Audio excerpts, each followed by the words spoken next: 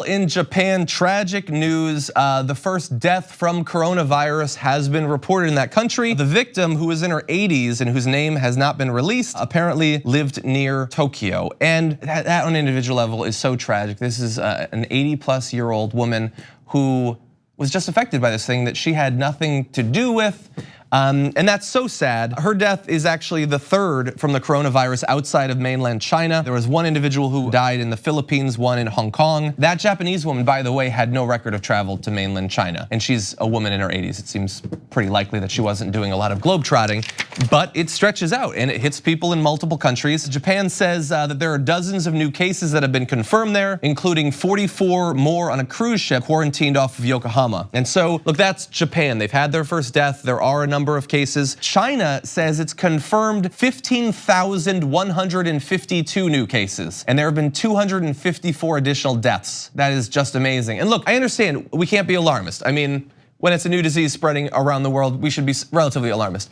Look, people die from the flu, I get it. There are a number of diseases that kill many people. And when you put it in perspective of how many pollution kills from cardiovascular disease, those sorts of things, yes, the numbers are small. But they're tragedies, not only on an individual level for each of these people and their families and the communities that have been affected by it, but the possibility that it's gonna continue to spread. There has been good news. I'm not discounting that, but it is spreading. Take a look at this. This is sort of almost a heat map effectively of where there have been cases, and you're seeing there, I mean, so many there. In China, nearly 50,000 reported. You've got a number in countries throughout the region. Malaysia and Thailand, India has a few, South Korea with 28, 200 plus total there in Japan, they're apparently saying. And that's that region, but again, with the way that transportation works, let's take a look at the world map. And you're gonna see there, small numbers in some of these places, Australia at 15, Russia's got 2, and apparently there were people who were quarantined in Russia that were breaking out of the hospitals they were being kept in. But Canada and the United States as well. I believe there's at least 8 cases inside of just California where we're broadcasting from. Now, compared to some other diseases, these aren't yet, like end of the world numbers or anything like that.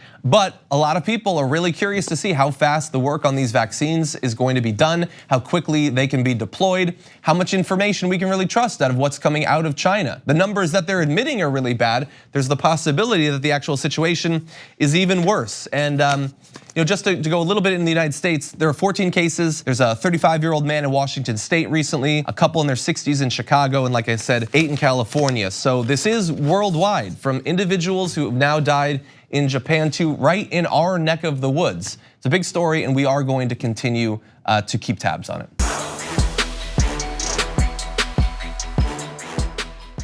For more political news, breakdowns, interviews, stories of activism, and me trying my hardest to care about the occasional big celebrity news story, subscribe to our YouTube channel at youtube.com/thedamagereport. And you can ring the bell wherever it is so you don't miss anything.